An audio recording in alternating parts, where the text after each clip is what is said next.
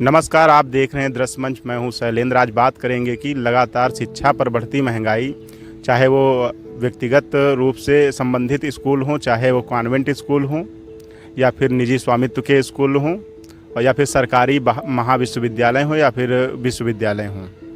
क्योंकि जिस प्रकार से शिक्षा पर टैक्स लगाया गया है केंद्र सरकार के द्वारा, और शिक्षा पर लूट है, शिक्षा पर कमीशन बांधे हैं, शिक्षा के योग्य जो वस्तुएं हैं, चाहे किताब हो चाहे कॉपी, उस पर बड़े बड़े सिंडिकेट चलते हैं, उस पर कमीशन तय होता है कॉन्वेंट स्कूलों की। तो कहीं ना कहीं ये जो मध्यम वर्गीय परिवार हैं, जो गरीब वर्गीय परिवार हैं, उनके लिए चुनौती का विषय है। और इससे निपटने के लिए सरकार के द्वारा कोई भी कदम नहीं उठाए गए हैं।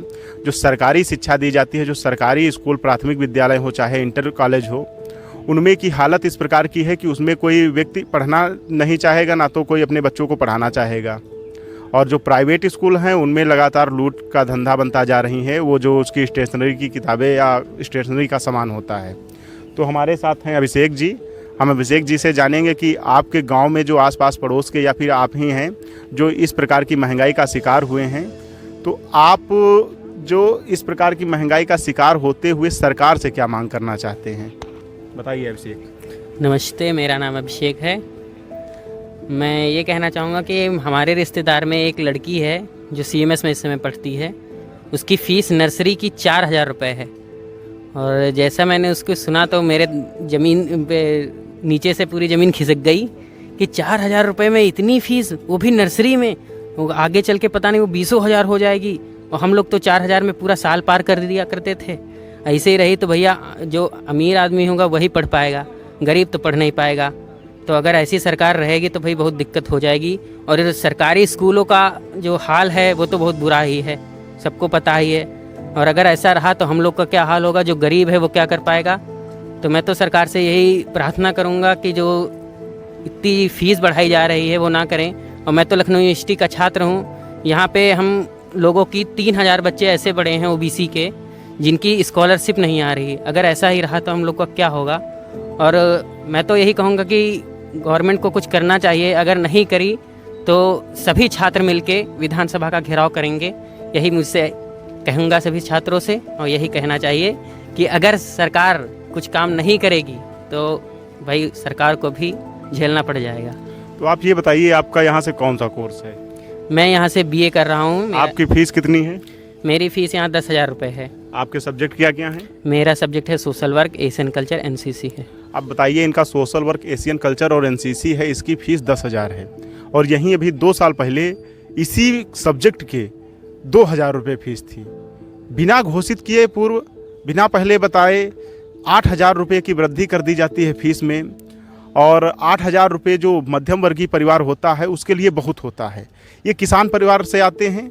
किसान अगर अपना 5 क्विंटल गेहूं बेचेगा तब 8,000 रुपये कलेक्ट कर पाएगा। और हम जानेंगे, हमारे साथ एक और हमारे जो साथी हैं, हम भी लखनऊ विश्वविद्यालय के छात्र हैं और छात्र जीवन से ही हम थोड़ा बहुत सक्रियता दिखा रहे हैं इस प्रकार की लड़ाइयाँ लड़ने के लिए। लेकिन जो हमें कोई भी प्लेटफॉर्म नहीं मिला, तो इसीलिए हम भी सोचे कि हमें इतना टेक्नोलॉजी विकसित हो चुकी तो कुछ टेक्नोलॉजी का लाभ लेना चाहिए। और हम अपने साथी से पूछेंगे, भाई साहब आपकी कितनी फ़ीस पड़ती है? नमस्कार, मेरा नाम है जयंत पटेल। मैं BA फर्स्ट ईयर का छात्र हूँ और मेरी फ़ीस लगभग 11 से 12,000 के बीच में, क्योंकि मेरा एक सब्जेक्ट सेल्फ फाइनेंस जो कि इकोनॉमिक्स है।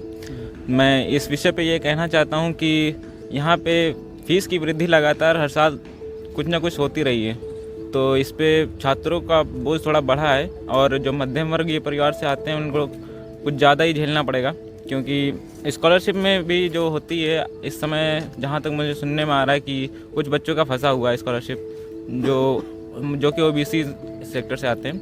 तो उन लोग पे कितना पड़ रहा होगा बोझ, बताइए। आपकी छात्रवृत्ति आई?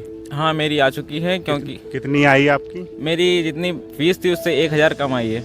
लगभग आपकी 12,000 अगर सेमेस्टर की फ़ीस है कि 6,000 सेमेस्टर की फ़ीस है? सेमेस्टर तो 6,000 की है, पूरे वर्ष की भरी जाती है तो 11,000 यानी स्कॉलरशिप आई।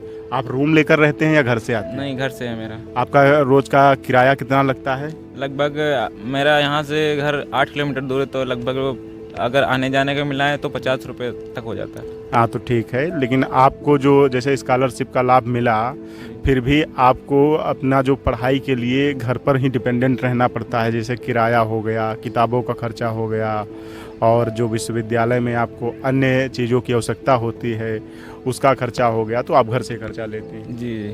तो हमारे साथ हैं भाई साहब, हम आपसे जानेंगे कि आपकी फ़ीस कितनी है यहाँ की। नमस्कार। नमस्कार, मेरा नाम आदिल हसन है। मैं लखनऊ विश्वविद्यालय का बीए फर्स्ट ईयर का छात्र हूँ और मेरी फ़ीस 3027 रुपये है। तो आपकी स्कॉलरशिप आई? जी मैं नहीं, स्कॉलरशिप नहीं आई। यानी आपको स्कॉलरशिप का लाभ नहीं मिला। आप यहाँ रूम लेकर रहते हैं या घर से? नहीं, घर से आते हैं। आपका घर यही लखनऊ में है। जी, आपका किराया कितना लगता है? किराया लगभग 40 रुपये लग जाता है। तो हमारे साथ आदिल हसन जी थे, जो इनकी स्कॉलरशिप भी नहीं आई और इनकी लगभग 6000 रुपये प्रति एनुअल वर्ष की है फीस। और इसी के साथ ही हम